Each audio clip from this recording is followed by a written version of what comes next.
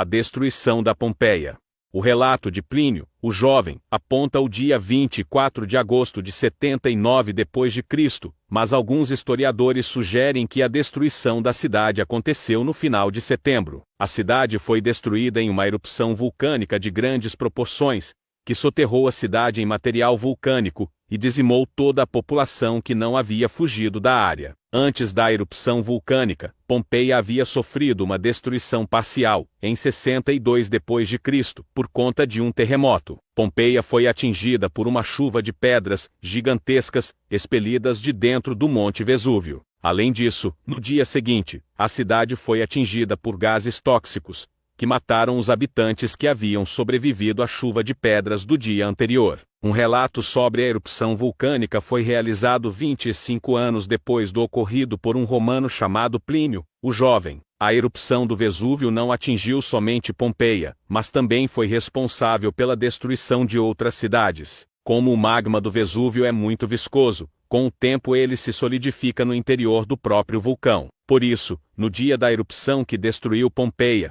houve grandes explosões, o que favoreceu a queda de uma grande nuvem de detritos e cinzas sobre muitos moradores. Os moradores que não foram desintegrados pelo calor proveniente do vulcão morreram em decorrência dos gases tóxicos, além de serem cobertos por uma nuvem de sílica e óxido de cálcio. A sílica e o óxido de cálcio, ao interagirem com o vapor de água do ar em meio ao calor, formaram uma espécie de cimento de caráter bem rígido, que envolveu o corpo das pessoas. Esse cimento petrificou os corpos de muitos habitantes de Pompeia, marcando o momento em que morreram. A cidade de Pompeia ficou praticamente esquecida durante os séculos seguintes. Sua redescoberta aconteceu no século XVIII, quando escavações ordenadas pelo rei espanhol Carlos III descobriram os restos arqueológicos daquilo que um dia havia sido Pompeia. A identificação da cidade só foi possível graças às inscrições encontradas, que nomeavam a cidade. Foi encontrada abaixo de dezenas de camadas de material vulcânico, que se acumulou após a erupção e com o passar do tempo. Pelo fato de ter ficado soterrada, os historiadores conseguiram encontrar artefatos muito bem preservados, que foram muito importantes na reconstituição do cotidiano da cidade.